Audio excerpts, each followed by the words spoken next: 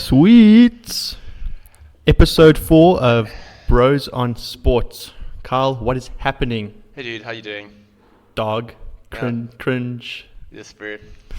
It's always so lovely having you come in my house on a Saturday morning. And then, my weekend is so hopeful and filled with joy, and then you just come and burn my Friday morning, and you destroy it. Your Friday morning. Yeah, Saturday morning. Sorry. Yeah, Carl, you're so stupid. So much that I wish it was Friday again, actually. I wish I could go back in time Carl, and just, regret. Carl, I know what you're saying is not actually true. I know the truth. I know that I brighten up your weekend. You do a little bit when you leave. So... Brutal. Savage. But on a real dude, how you doing? Good.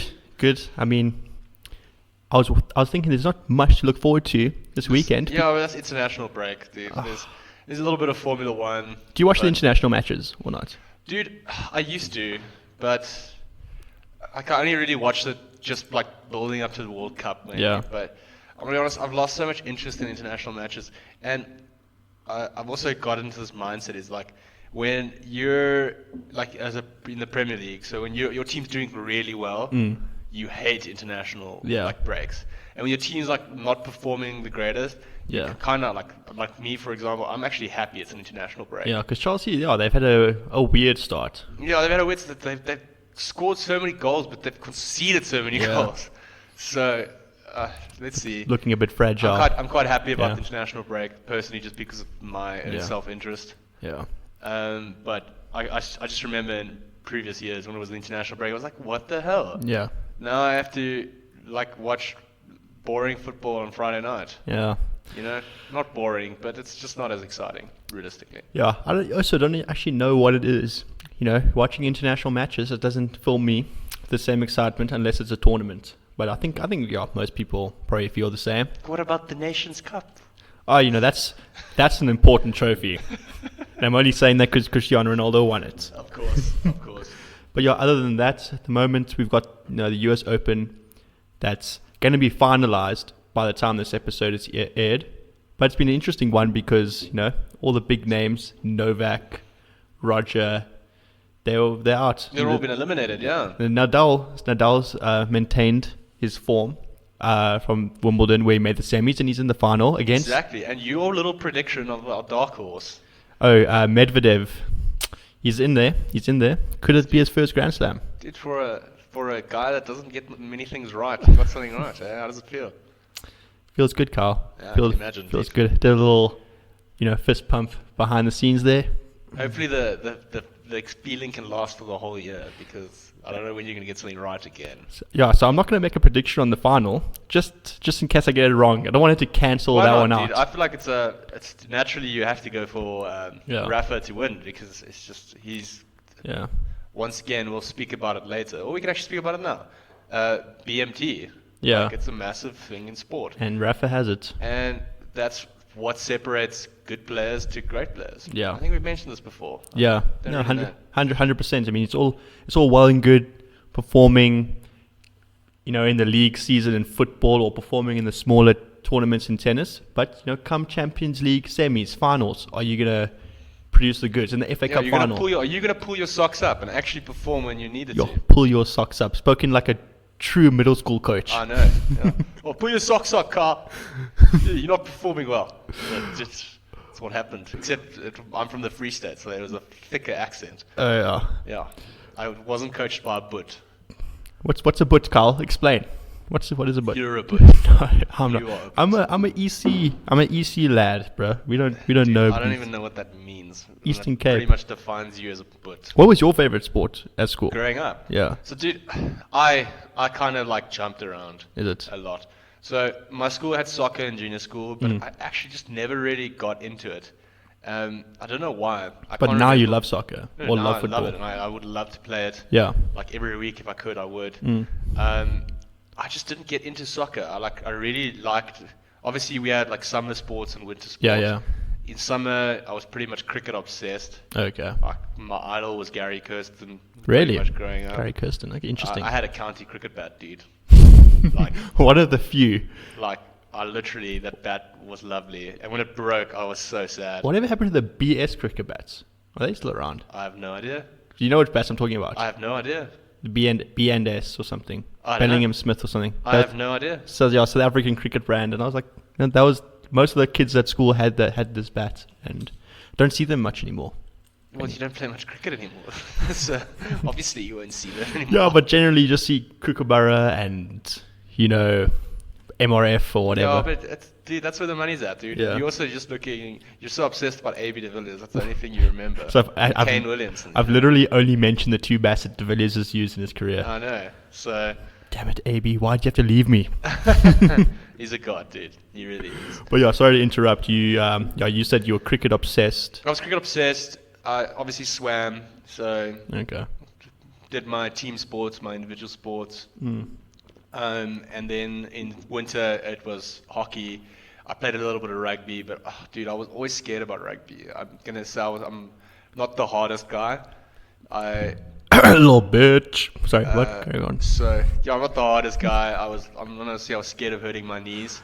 Yeah. And yeah, so I just played hockey, got blicks in the lower of the ball because I was primarily a defender, and I'm not the fastest guy in the world. So yeah, I got hit a lot. But the thing is, like everyone always said that, hockey is, rugby's the man sport, hockey not so much.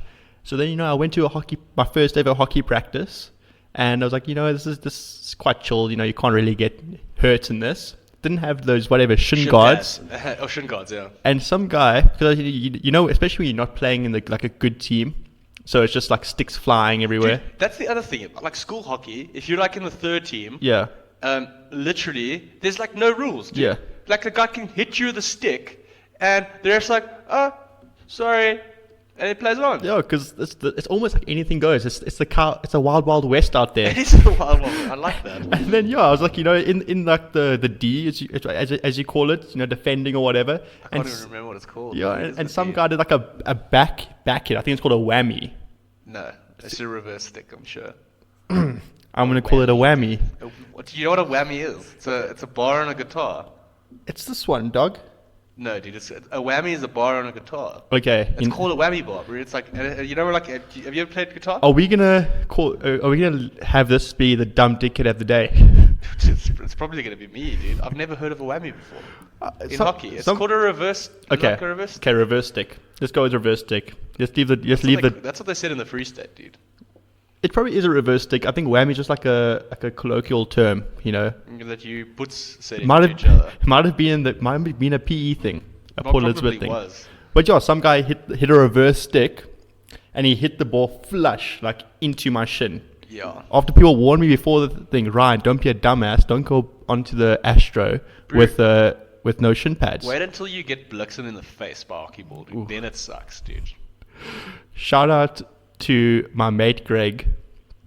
So he studied in the Free State. Yeah. And he didn't play hockey at school. He was a tennis So he played hockey in university. Yeah, so I think he had to fill in for a position at res hockey or something. Yeah. First ever hockey match, gets smashed in the face. Need to go to hospital. Broken teeth and everything. Concussion, definitely. Probably a concussion, and I don't know. Just we've spoken about concussions and how scary they he had are. like just blood everywhere and quite a shame, dude. Is Greg still alive? Greg's okay. Okay. What's up, Greg? God, I know Greg's one of the few loyal viewers of our show, to which he always makes fun of us on WhatsApp. So. Well, to you on WhatsApp, I guess. Yeah, but I don't know who Greg is. It's a joint thing. If he makes fun of me, he makes fun of you. Yeah, I don't like Greg. Don't even know him yet. But yeah, so I'm assuming you played hockey. Yeah, that was my last. I know you played tennis. That was my last ever hockey. I can say attempt. Okay. So what did you? So you said you played your individual sports, your team sports. Yes, I also played basketball. Okay. Basketball was actually I only played it in my final years at school. It was so much fun. I wouldn't regret it at all. Yeah. And then, funny enough, when I went to university, I quit sport in totality, and I played soccer. Yeah. For 1 year or 2 years, and I played table tennis for my res. Oh, really? And I was so it was weird. It was like literally in my res, no one ever played like religiously. So Yeah. they were like obviously like 4 guys who were really good, just naturally good. So they were like, yeah, you guys on the first team, and then I was on the second team, and I was like the best player in the second team. The only reason why was because I could serve really well. Oh, okay. So it's like the only shot you actually can control. Put that weird yeah, spin you on put it. that weird spin on it, and the guy's like, what the hell? I don't know how to combat that. Like, What's this wizardry that this guy pulled out? once in table tennis, once it gets like the rally part, then I'm like, okay, fine, I'm in this. But returning a serve that has all that spin on it, I don't know how to deal with it. Yeah, dude, because if it's got top spin, it just hits your paddle and goes. Yeah, like I try to just touch, please, hits it, goes in a weird direction. I can't deal. But So yeah, I played that. But yeah, going back to, I played a lot of team sports, and then I also played my individual sports. So I did a lot of swimming growing up. So that was actually really nice. It was very therapeutic. It just got really intense. yeah, Because training alone is, oh, dude, it's so difficult. Like, because you have to kind of do. I had a coach. It's a lot of self-motivation, and it's not the easiest in the world. Because like when you are down, like mentally getting back up is actually very difficult. Whereas like, I feel like when I'm in a team, it was very hard to be like mentally exhausted because I don't want to disappoint the guy I see. next to me. So individually, if I just wasn't up for it the day, I could have just said, "Oh, stuff that. I don't want to swim today." Yeah, You know? or you don't put in a great effort, come last in the race, but it's Yeah, not. well, no, that would never happen. I don't know. It's just a little bit of a pride, personally. Okay, come fourth in the race. Well, dude, last is a bit extreme. It's like you should always try. Yeah. But like, dude, yeah, But swimming. it's one of those things though, like, especially whatever level you're swimming at, you're facing against people a similar level, right? It's like any individual. No, not necessarily. Is it? So it's like the whole like, let's look at just for example tennis players like Roger Federer. Yeah. So, let's look at Roger Federer.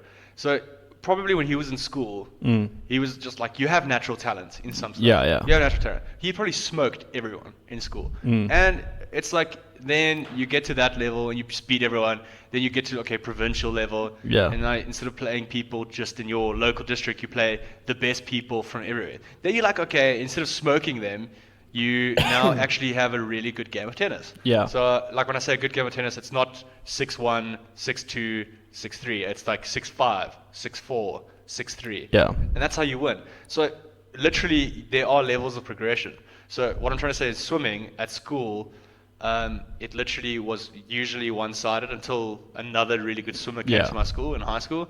Then it was pretty much him because I stopped swimming. I just couldn't do it anymore. You just you couldn't handle the competition. I couldn't, dude. It was literally I mentally gave up on myself. Fair enough. So it's swimming was very fun. I regret stopping. Yeah. But yeah, dude. So single sports, you have to be a very mentally strong person, and you need to know how to lift yourself up because, dude, when you have bad days, the only person that can like motivate you is yourself. A coach can only do so much. So you've explained, in an individual sport, it's pretty much only you and your coach. Your coach can only do so much. It's up to you to motivate yourself for the event. In a team sport, not only do you have a lot of teammates that could motivate you, but you also don't want to disappoint them. Your performances affect their enjoyment of the game. Which one did you prefer? So now that's also another thing. It's like it's so difficult to prefer. I just naturally love. I guess it's also like personality traits now. Yeah. So personally, I find myself very patriotic. Yeah. So I love being in a team. I love working in a team. I am very passionate on the field. I'm probably an asshole of a teammate if you don't like. I just feel like I don't like it when people don't try their best in a team. So you're only an asshole when people don't try their best, not in general but, like, sense. Generally, I think I'm very harsh. I could be very harsh on the field. So like very overcritical. Oh my goodness! And don't tell me you're one of those guys. So, and it's not the best thing, dude. Yeah. So that aspects like that, I think I enjoy like individual sports more, just because, dude, you can only blame yourself, dude. That's what Roger Federer said. End of the day, bro, you out on the pool, you want to swim a 30 seconds, just for example, and you swim 31, dude. Bro, Are you gonna blame the pool? you can't. No, there was too much of a riptide because the guy in front of me was causing waves. How He was dare in front you of try? Me. He was in front of me. Of course, he's causing fucking waves. Yeah. So, no, dude, that's what I like about individual sports. And team sports is so great because, like, when you guys play as a team, you can literally be, like, you could have 11 really shit players. Yeah. And if you play really good in a team, you can beat the best team or the best players. Yeah. You can play against the best players in individuals, like, positions, and you will beat them just because you play better as a team. So that's what I find really cool, and that's what, like, where you get like the underdog stories in sports where literally a team that's not favored at all to win. And it's just like that, I guess, relates with BMT as well. And on the day you take the pressure on, like, with your chin. Chin first. And I don't know if I answered your question. No, fair enough. It's an interesting done because there is like a distinct difference between the mentalities needed to succeed in every sport. There are similarities, I think guys like Ronaldo, Messi, despite playing in a team sport, I think they do have that individual mentality where they do think they're the best, but they're able to utilize it in a way to also get the best out of their teammates. Whereas in an individual sport, your success in the sport is purely down to you. You can't blame anyone else. It's not about, I didn't get selected for this side, even though I'm better than that guy.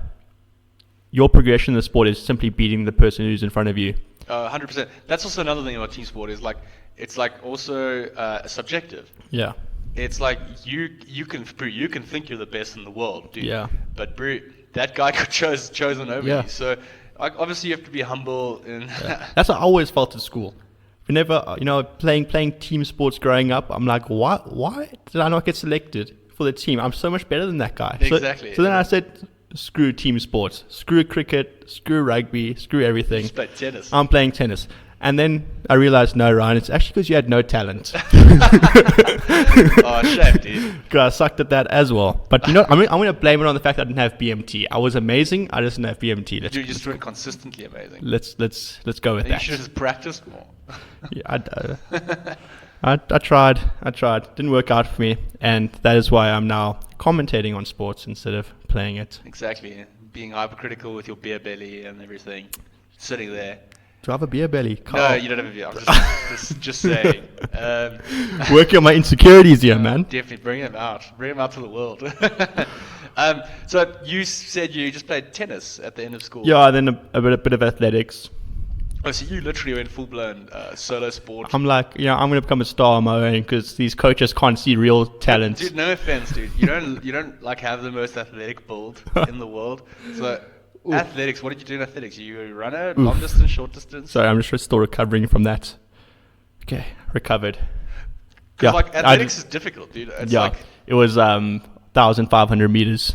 Oh, that's a difficult race, dude. Yeah, I hated it. It was the worst decision of my life to actually want to race in that. I genuinely think, okay, I'm not really a runner, but I remember obviously we had like athletics trials and stuff, and we kind of had to like participate in like various events, like you were forced to, and I remember coming last. The other thing is because at the like lower level, those races they're the easiest races to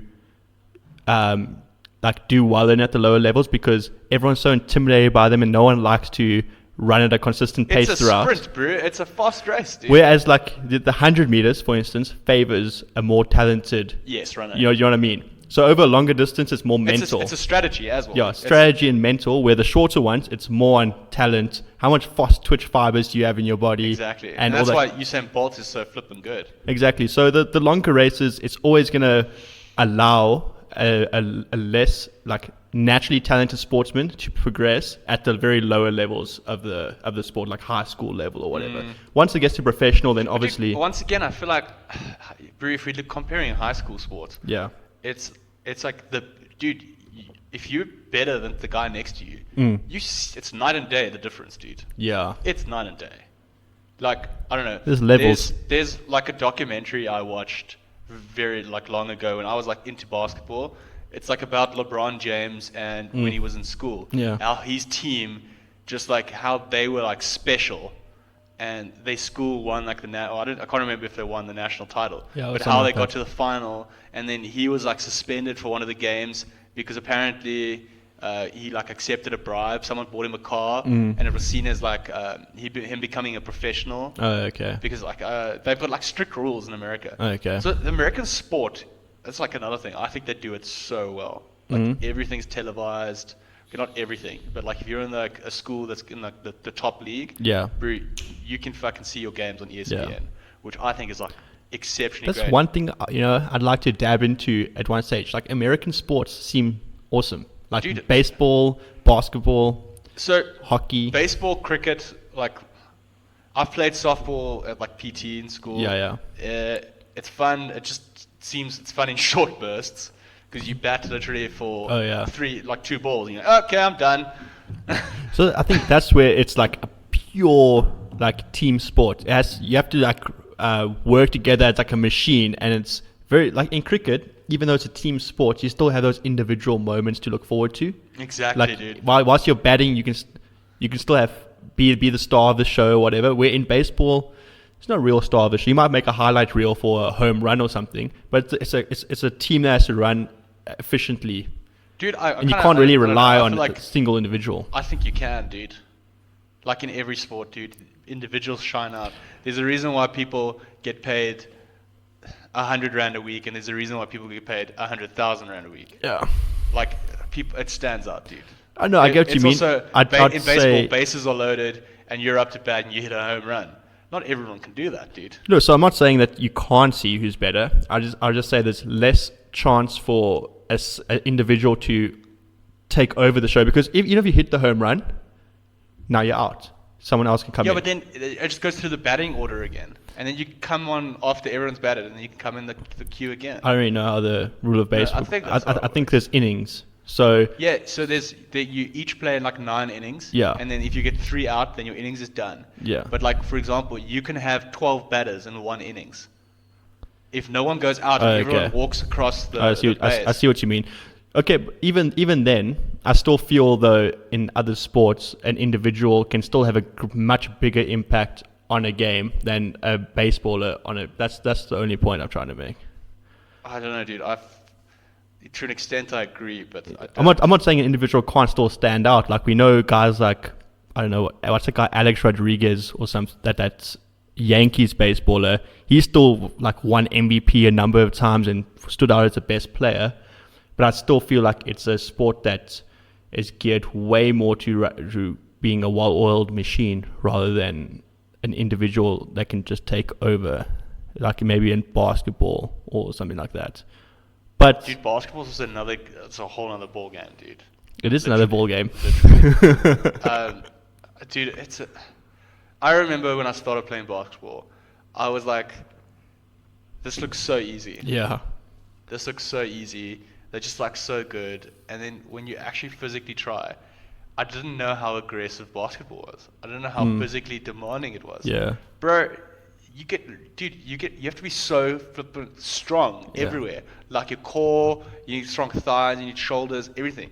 Bro, you can get pushed off a ball by someone half your size just because he's got stronger legs than you. Yeah, and it's also like how to like ground yourself in certain situations. Dude, I had so many bruises after every basketball game, dude. Bro, people knee you. It's all accidental, of course. Yeah. Like, maybe now and then there was a guy who did it on purpose. Yeah. And bro, the other thing is like someone jumps up and then when they go down, they flip an elbow, clubs you. I did it to my stepbrother Brandon. Yeah. Because we both played basketball together. I actually started playing it because of him. And it was just so much fun. And literally, I was a lot taller than him.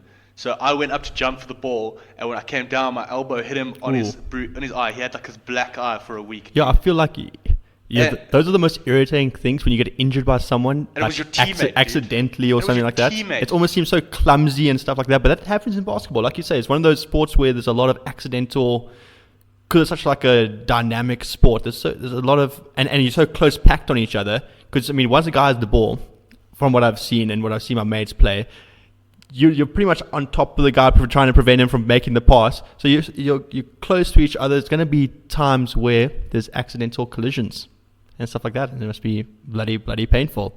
For a soft guy, like you've admitted earlier, you played quite a hard sport, Carl. Dude, I didn't know it, dude. And when I played it, and I'm telling you now, everyone will still say it's a soft sport because they haven't played it. Yeah. But dude, basketball is so much fun. Yeah. And dude, it's aggressive, dude. If you are like aggressively strong, you will thrive in basketball. The one thing I noticed about it, which I guess it's obvious now if you look at the sport, is how tired you get. Dude. It is one of the it's most 5 people on a court. It's one of the most physically taxing sports that I've actually ever attempted to play, because let's say your team doesn't get a hoop or whatever, and then now the other team's on the attack. You can't just like stand there.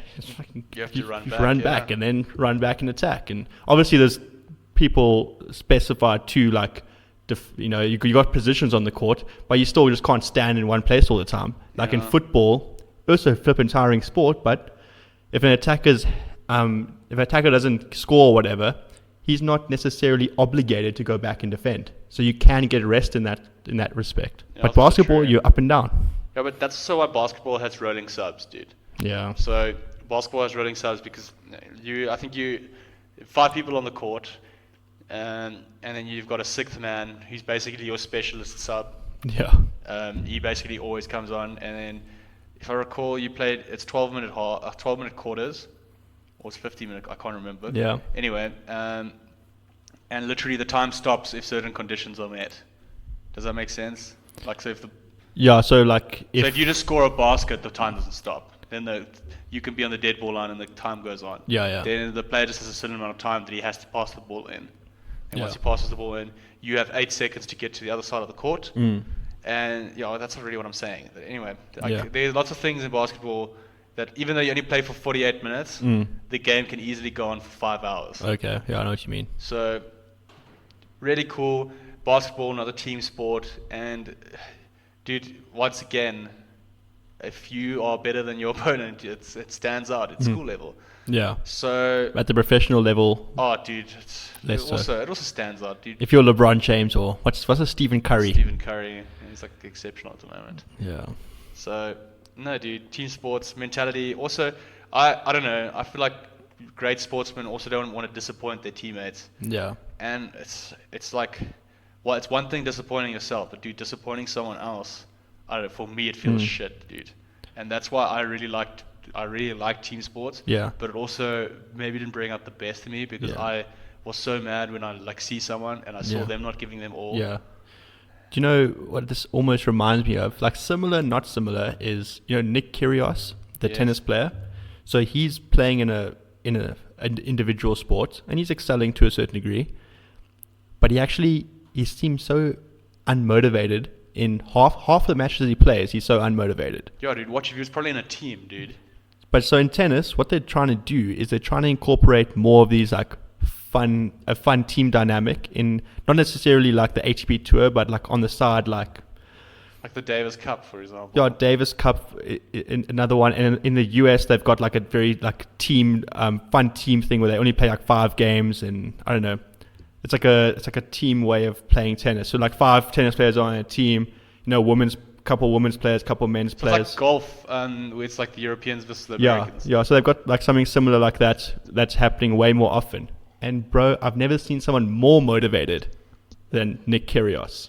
But see, dude, maybe he if he played football, dude, like cock example, but if he was playing football, or tennis was like similar to football where you played in a team, he'd probably be one of the best in the world because he just doesn't want to disappoint the people around him. Not that I'm saying that's what drives him. Yeah. But like you said, I've seen when he plays tennis, sometimes he just looks uninterested. Yeah. Like, oh shit, I have to do this again today. Yeah. And he gets mad and he loses a point. But is he really that bleak? Yeah. At the end of the day, it's just his name on the line. He's like, oh, that's fine. Oh, I can sleep at night. So different animal in the team environment, and he's actually openly said that he prefers a team environment. So it's interesting how someone with that mentality still continuously progressed in the individual sport. Maybe it was just his talent that was just so much that he managed to thrive, or maybe he was pushed in that direction. Who knows? But Dude, coaches and teachers and everything has such a massive effect on you when you're younger. If someone pushes you in the right direction, it literally, it sets you up for success, dude. yeah, It really does. And that's also something that, like, often is overlooked, is like these stars. Granted, some of them naturally just grew to the top and were just naturally good. They had money to have the best coaches and all that. But more often than not, it's just like that first teacher who actually made you, like, encouraged you to pick up a racket and go play tennis. And I'm not saying that those people are overlooked, but that teacher or person or sister, cousin, friend who made you pick up the racket, dude. And they don't get talked about. Yeah. At the end of the day, but they probably get talked about in their own social circles, but like publicly, we don't hear about it. But I mean, that's why I've got massive respect for people that pursue those roles in society, because they don't do it to get the accolades or whatever. No, dude, they don't. It's not for themselves. They do it for the person. Exactly. They pursue those roles because they get a high from. Sorry. So it's all right. They get a high from seeing people grow and develop into better people. Also, maybe they just have such a love for the sport that they're like, I want to see you enjoy the thing I love so much. Yeah. And you thrive to your best possible possibility. So, dude, I don't know. I love sport, dude. Yeah. It brings people together. Nelson Mandela used it as a tool for peace. I mean, the two best parts of my life, periods of my life, coincided with first us winning the 2007 Rugby World Cup. That vibe for the next month was just, addictive. Oh, dude. Everyone just loved each other. You almost forget about every single problem that you have in the world. Those moments. Dude, it's like everyone was like family, dude. And the 2010 World Cup, we didn't do well. We didn't progress, but the whole vibe around the country was so awesome. Those were my two favorite moments of my life, and it coincided with sport. Yeah, dude, I can relate as well. Cricket also. Watching cricket is also just it's just so good. Yeah. Always support the Proteas. I don't know. Some advice I would give is test matches. They sound boring to people who aren't necessarily invested into the cricket game. If you're a fan of sport, even if you're not a fan of sport, go to a test match, sit on the grass embankments with your mates, and just have a good time. You don't even have to watch the whole cricket game, but just be around that atmosphere. Yeah, dude, going to the cricket is so much fun. Yeah, I love it. Very underrated experience. I love it. Yeah. It's a day affair, Bruce. So you have fun. Yeah. Yeah. So what other team sports, cricket, basketball? I know you've tried to convince me before that gaming is a sport. Dude, gaming is definitely a sport. Definitely a sport. Spoken like a. Why do you think it's not a sport? Spoken like a true hard man, Carl. Why do you think it's not a sport? Because you don't sweat. Okay, so I'm gonna play devil's advocate, even though it's not really devil's advocate because it's how I feel. Let's just say. Why you say you're gonna play devil's advocate? Because that's what I hear all the fancy people say in these debates. Fancy people. Yeah, the debates, they always say, I'm going to play devil's advocate. Okay. So I'm going to play devil's advocate and say, is esports actually a sport, Carl? Well, Tell me. You just said esports, so yes. Yeah, but just give me a response. Tell me why it's a sport. Why it's a sport? Yeah. I asked you why is it not a sport. Yeah, Let's start there, and then I will respond into why it's a sport. Okay, I'm gonna. Why do you think it's not a sport? What does it take? What does it take for chess to be a sport? I don't think chess is considered a sport. I don't consider chess. I don't consider chess a sport. Why? What is it then? It's a game. It's cricket. Is that not a game? Rugby, is that not a game? So let's soccer. Soccer. What is soccer? Let's put it this way. If we create a. I'm being sarcastic. If we create a 30 seconds team. We become competitive at 30 seconds. We construct a 5-man and woman 30 seconds team. And we compete in tournaments. Is that a sport? So let's define what is a sport. So 30 seconds trivia. So I'm not even gonna. I'm gonna sit on the fence because despite me seeming negative to esports, I'm actually not. I love it how it has grown in popularity. I love you playing devil's advocate. I love how opinion has changed. I love it how it's gained popularity. I make fun of it. 2 minutes. I make fun of it because, to be honest, it's just fun watching a bunch of guys who don't know how to react to winning and losing. Dude, you know what I love about It's like the most esports? cringy thing ever to watch these guys Can I tell you about win. esports? What I love is, so like, you know, if you win like let's say you win a soccer match and it's the final, there's this whole ceremony for like handing over the trophy. Yeah. Bro, in esports there's no ceremony. Bro, the players are just like, fuck yes. And they run and then they pick up the trophy, dude. It's like, you're like, okay, you don't even wait for your team, bro. Oh, you just honestly. ran and literally went and picked up the trophy. So the thing about esports is, and it's definitely a sport. Dude. Okay, so give me the reasons why. Like, break it down for me. Why would a 5-a-side 30 seconds team not be a sport when they're competing against each other, but esports would be a sport? Okay, so let me think of this without talking. I don't know why you used the 5-a-side 30 seconds team. It's a board game. And some board games are actually played competitively, but not 30 seconds, because 30 seconds is just trivia.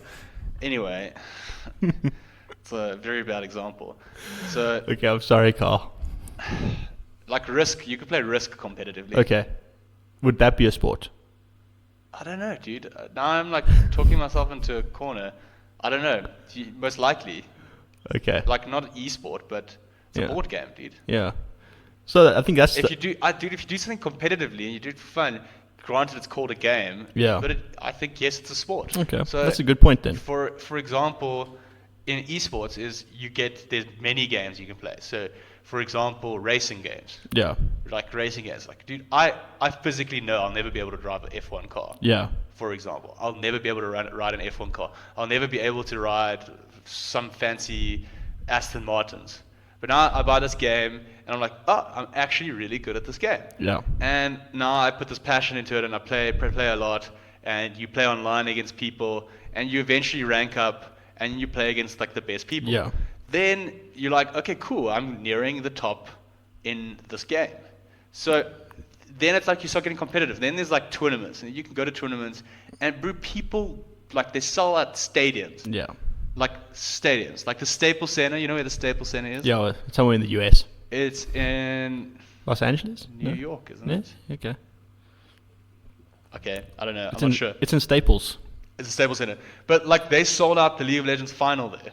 Yeah. Like And a that's, stadium, and that's like what, 50,000, 30,000, a 30? basketball stadium Yeah. sold out for League of Legends gaming, and people say it's not a sport. They're like, like for example, the guy that won Fortnite. Yeah. It's like a 16-year-old. He won like $3 million US. Yeah. Dude, his mom threw his Xbox away and said he's spending too much time on this game. Yeah. And then he like got a new one and he like obviously practice. Now he like pays the bills, dude. So it's actually He quite earns- it's he quite like- cool how it's progressed into something you can actually earn a living from. So I think a lot of people who not necessarily against esports, but they're just like questioning whether, or no, they're not even questioning how big is it. They're just questioning, is it actually defined as a sport? I guess what you're saying is that if you're competing in a very competitive environment and it's a game, then it should be considered a sport. I think so. And, and there's that's clear rules. There's clear rules in place. There's no grey and white area. Yeah. Unless you're playing cricket and it's the World Cup final, and basically England get given the win because they scored more boundaries. I don't know. There's clear rules. There's clear rules. In place. Why you remind me But of such sad Like instances? I don't know. Do you know who Rick Fox is? He's a gamer. No, he's not. Good guess though. No, he's not. What is he? He Who is he? was a professional basketball player. Okay. But back in the day. So his son got him into esports. Yeah. So he's like a massive advocate for esports specifically. So he bought a franchise team, and lots of teams in America, like basketball teams, baseball teams, are actually buying esports teams. Yeah. And then they're using them as another revenue stream. Oh yeah, it's like in football. Like there's a West Ham United esports team at the For moment example, for FIFA. and they play FIFA and Yeah. everything. So dude, it's really gaining traction. And Yeah. people are spending money to watch other people play video games. And dude, you know, people because- aren't interested are becoming interested. Like exactly, myself. dude. Like, for example, like I play League of Legends. Yeah. And I LOL. know for a fact I'm never going to be able to do the stuff that the professionals do. Like, it's the same in soccer. I know for a fact I'm never going to be able to do a bicycle kick and score in the top right corner. Yeah. Like Wayne Rooney did. Hit his shin doesn't count. He still scored in the top right corner. why is it okay for me to watch football Yeah. when I know I can't do that? And then when I watch someone playing a video game, Yeah. and he does something like crazy, Yeah, like yeah. he does a combination with his fingers and his mouse Yeah. and everything, and he communicates with his team continuously. So like League of Legends, for example, it's a 5-man team. Like you're in a 5-man team, you have a coach, and then you have an assistant coach, and then also you have a bench. Yeah. Benches aren't typically used, but they can be used, Yeah. and you can rotate them between games.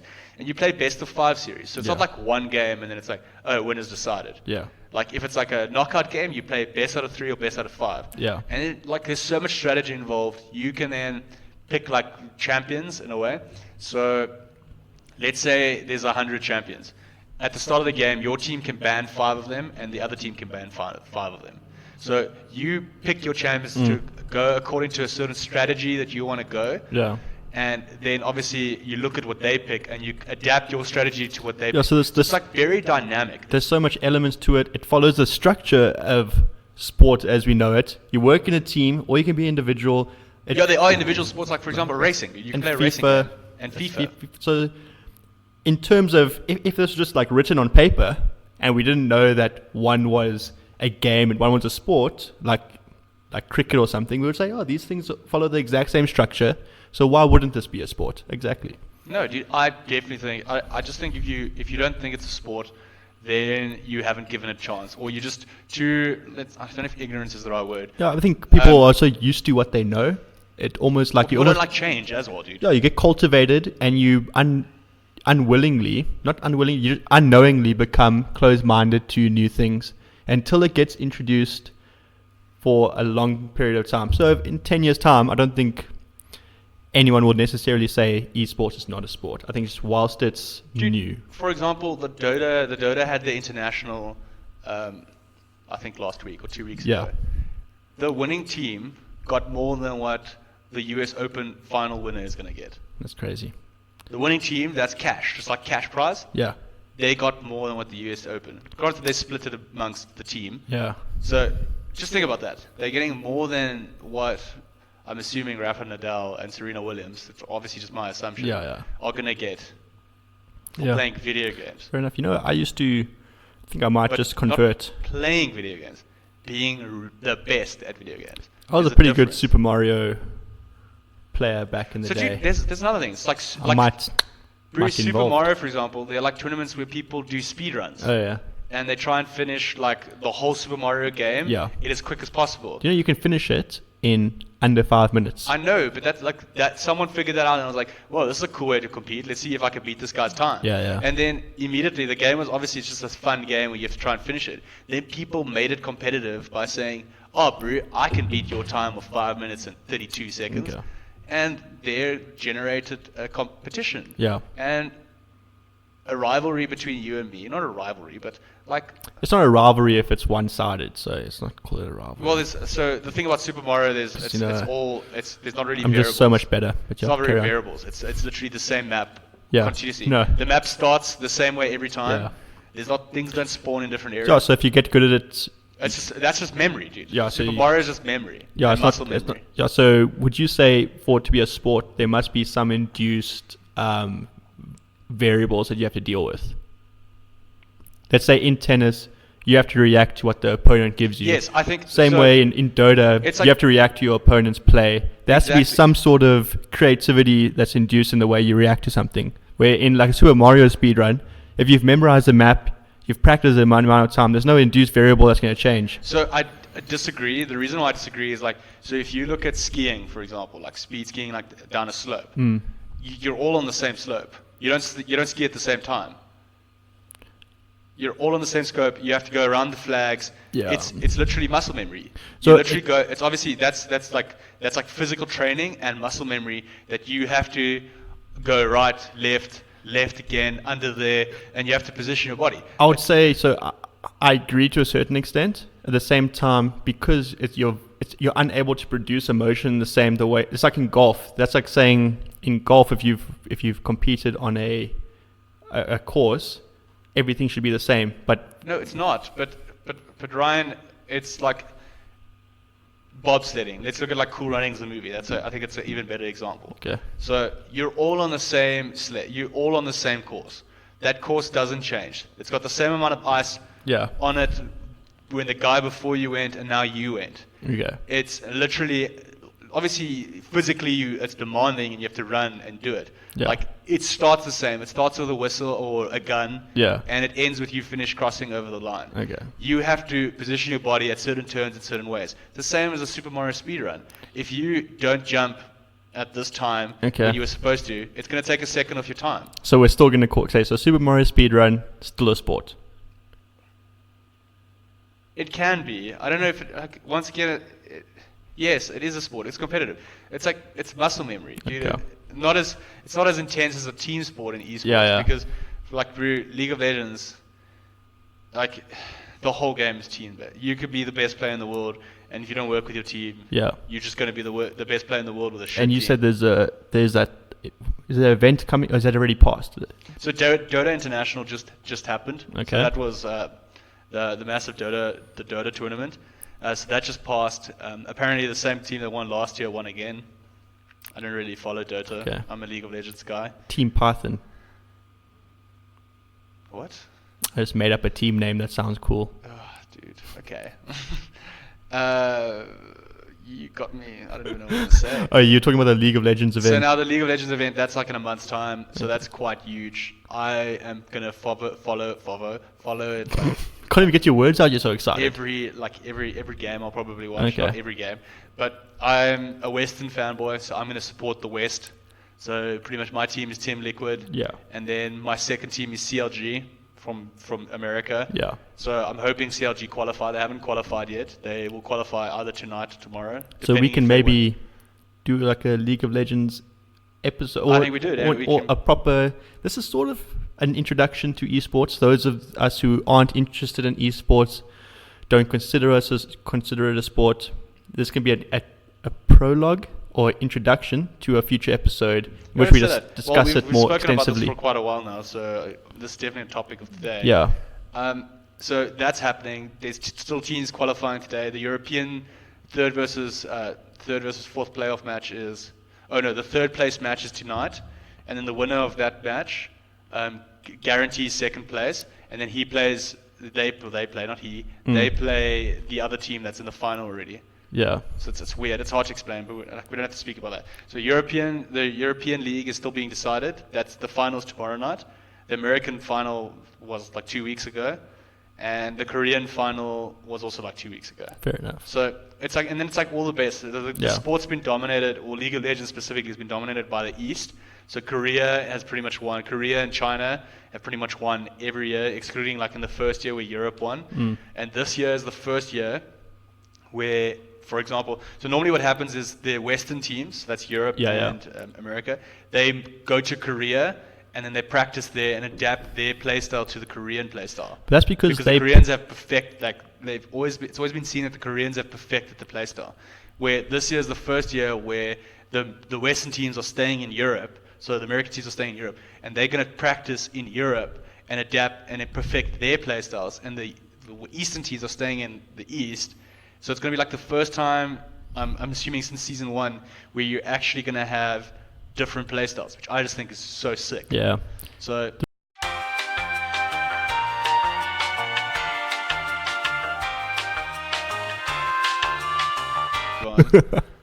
Yeah, esports is, I genuinely think esports. There's a really cool, Whoopi Goldberg.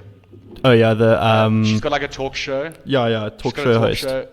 Is it called talk show host? Oh, what? And she's also actress or whatever. Yeah, she was an actress. Yeah. She's actually won an Oscar, I think. Really? I think so. Good on you, Whoopi. I think so. I'm not the biggest fan of her.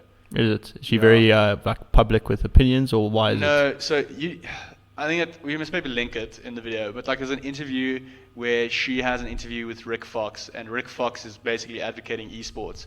Okay. And this whole table of course, someone who goes against esports is not going to be on your good side. Oh no, not necessarily, but it's just closed-minded opinions, and that's why I'm not the biggest fan of her. Well, it's not just it's primarily this interview. But just give it a watch maybe, and then look at it. But like, in summary, is they just basically bash Rick Fox and how he's basically invested millions into esports, where he's probably going to make all his money back. Yeah. I'm not sure if he has. and how they say, oh, it can't be a sport is because these kids just sit at home and they don't go outside. This is the problem with the future of America. And basically, Rick Fox said, it is a sport. You have to play in a team. And if you don't work as a team, you will never be the best. 100%. It's like my future 30 seconds team. We've got to work together. Well, dude, and we will succeed in the sport of 30 seconds. Yes, Ryan. You will definitely. We will do it. You know a lot of trivia, so you probably do well. But it's, once again, 30 seconds is just trivia. So. The damn, what do you call it, the actors and the actresses and stuff that I never get right. And the music. Fuck, I hate the music. You hate the music, you know. I don't like 30 seconds, dude. Anyway. But yeah, dude. No, it's interesting. I mean, it's a valid point. If you put everything on paper, what is the difference between this and this, other than the fact that this you're physically doing something, but all the fundamentals behind why this is a sport still carries over to gaming. So why would it not be a sport? You're the best because you practice. You're not the best because you're naturally inclined. Yeah. You naturally inclined obviously helps you. Yeah. But you're the best because you practice. These guys, they like, and also there's so much psychology in it, dude. Like people have invested so much money. So like the one team, for example, so there was a stage in esports where teams were like, oh no, the team has to stay together. They have to stay in one house. So they like termed it like a gaming house. If that makes sense. So basically the whole team lives in one house and they all have their own rooms and stuff. Yeah. And they permanently live together, eat together. And then another team was like, well, I don't know, like we've realized that players need to be themselves, live their own lives as well, because you don't see like professional footballers all live in one house. No. They all have their own house. Yeah. And they come together at a venue. And basically what they said is they're trying to dissociate like chill time with work time. Yeah. And have it at two locations so that when you're chilling at home, you're chilling at home. I see. You're not thinking about work. And that's also what people, like the one team was saying. Like, so they didn't want everyone to constantly feel like they're at work. And it makes sense, dude, because if you live in a house with your colleagues all the time, bro, you could be best friends. Like, you're eventually going to step on each other's toes, and you'll get annoyed because, dude, you don't want to be around your colleagues all the time. Sometimes you want to be alone. Yeah. I don't know. How do you feel about that? Like, yeah, you don't want to, it's always, like you said before, don't always want to associate work with your chill time. Exactly, dude. Because, like, often when they're chilling, they're still playing the game. Yeah. But it's not work. Yeah. You know? So, yeah. So, I get that. I mean, work life and private life, dude, it needs to be separate sometimes. 100%. Especially, like you said, maybe once they're done work, they're probably still on that exact same computer in that exact same spot now chilling. Exactly. So, it almost doesn't even feel like you're chilling. So, yeah. 100%. It seems like a very fun idea. Dude, and also to like have everyone in the same house. Like sometimes, like you get like in sport, you also have your strict diets and you have gym and stuff.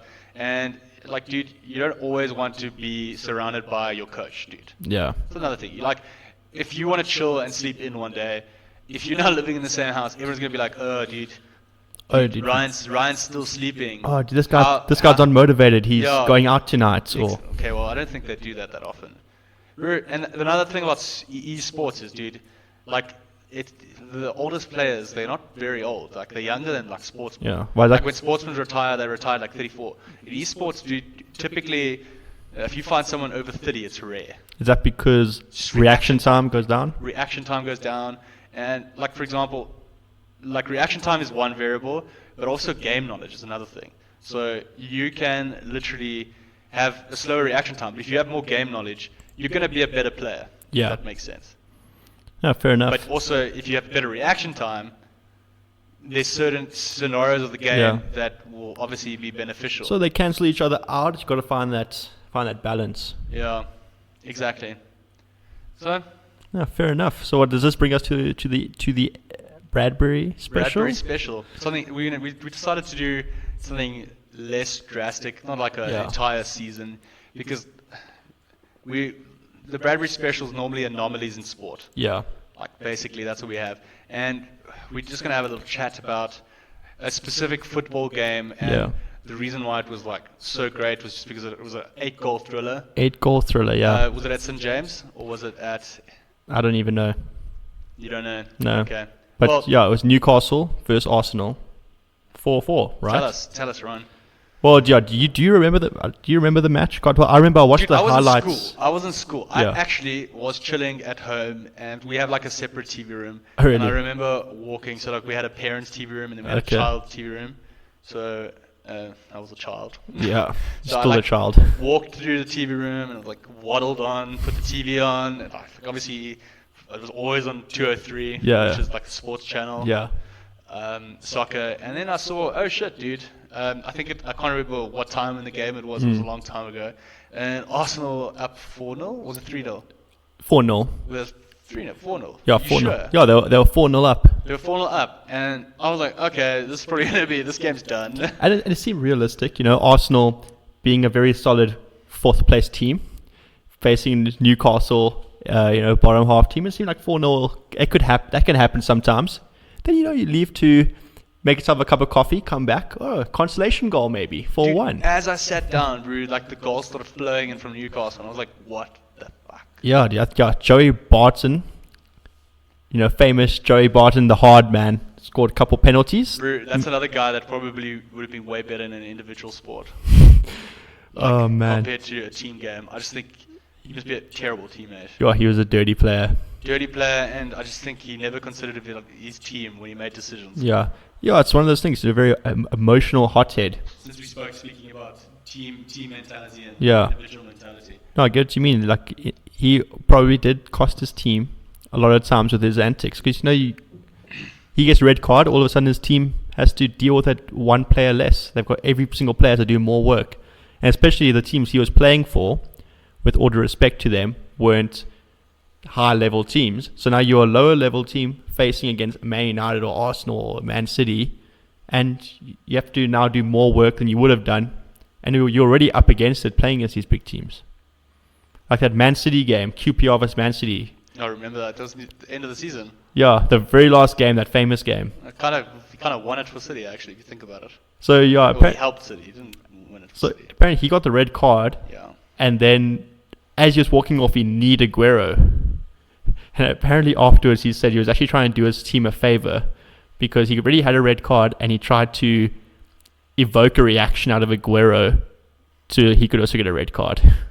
What a shit. Yeah, I don't know. Another guy I'm not a fan of. It's like Diego Costa, apparently. What he used to do in the box, he used to spit in his hand. Oh no, man. He used to spit in his hand, and right as the ball comes in, he sticks his hand on the defending player's face. Dude, that's not Apparently what he did. It's like, if you think about it, it's like so dirty, but so disgustingly clever.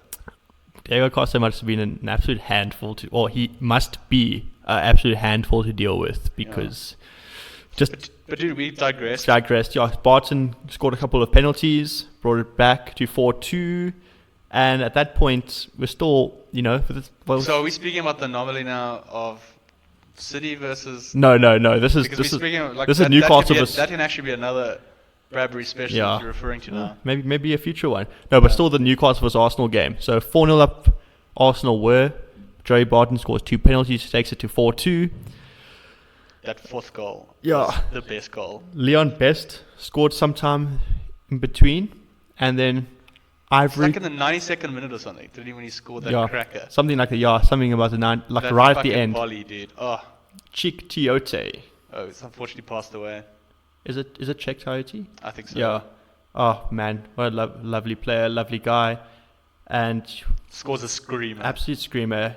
Like, if I recommend anyone to go watch the highlights of that game. Just the emotion. Any goal would have been awesome, but that goal to equalize it, absolute stunner. What was a volley? It was a volley. It was a screamer. And outside the it box. burst the net, killed a fan behind him, having a heart attack. He hit it so hard. Oh, great times. Good on you, Tiote. Dude, there's so many goals that there's a lot of goals that you will never forget.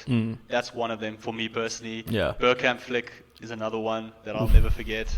So that is the Bergkamp flick. Would explain that one? Do you not remember the Bergkamp? There's flick? many Bergkamp flicks. Yeah. He has this move where the guy passing the ball. Oh, you're talking about the one where he and then controls it. He controls it to his left, and then he turns the other way. Oh, and it goes just over the defender, and he literally gets a flip and tap into the net. So I had to watch that goal 100 times before I actually understood what was going on there. I couldn't like work out what he was doing there and It was so good. how it worked out. And he normally I would say luck, but it's like he purposely did that. Somehow he orchestrated that like weird bit of skill. So watch the Tiote goal. After you're done watching the Tiote goal, go watch the Bergkamp goal. But I'm pretty sure you Another one watched I it. really will never forget is Michael Essien left foot volley against Barcelona, where it hits the crossbar and flipping tanks in. It would have been made better if Iniesta didn't score like at the end of that game. I know. And you know what the funny thing is? It was literally Essien who scuffed his clearance and then it like went to Barcelona. I forget it. I remember it like yesterday. Bloody UEFA Lona. So, yeah, so many goals. I don't want to even mention all of them. Yeah. But 100% go watch the highlights of that game. It's one worth remembering. It's not as impactful in the world of sport as some of the other Bradbury specials, but sometimes it's good to either Remember small moments in a league. get to know a moment that you might have missed or relive an unlikely I moment. can't really remember if that affected Arsenal's season, but you never know. That game could have turned them from coming third or second. You never know. Third to fourth. So it also turns your motivation. Like, dude, do we really just throw away a 4-goal lead? I think that's the biggest impact. Is like get back into if they drew it 1-1, which was a bad game, cool. But if they were 4-0 up, what does that do to your psyche going to the next game? Like your mental like strength. It's like, geez, dude. Yeah. You can't even defend a 4-goal lead. Oh Maybe man, Arsenal good just love times. fours. I just love seeing Arsenal getting wrecked, Man United getting wrecked. Oh, it's just music to my ears. So yeah. But Ryan, thanks for the chat. Thanks, Carl. Thanks for the episode. Until next week. Next week, I think we're going to have a episode dedicated to the Rugby World Cup. Yeah, when's that happening? 2 weeks? It's in 2 weeks. It's in Japan. Okay. I have no idea what the opening game is. I just know it's Japan versus someone. Okay. The first big game of the World Cup is a Southern Hemisphere rivalry, which is South Africa versus New Zealand. And yeah, we can speak about it next week. Looking forward to it, and that will definitely be the main topic of discussion next week. Yeah. And please, thank you for watching. Yeah. And please let us know if you want us to chat about anything else, and if you want anything else to feature. Cool. Ryan, Sweet, Carl. Cheers, man. you can finally leave my house. I can't wait to leave. Fuck you. Cheers, bro. Cheers.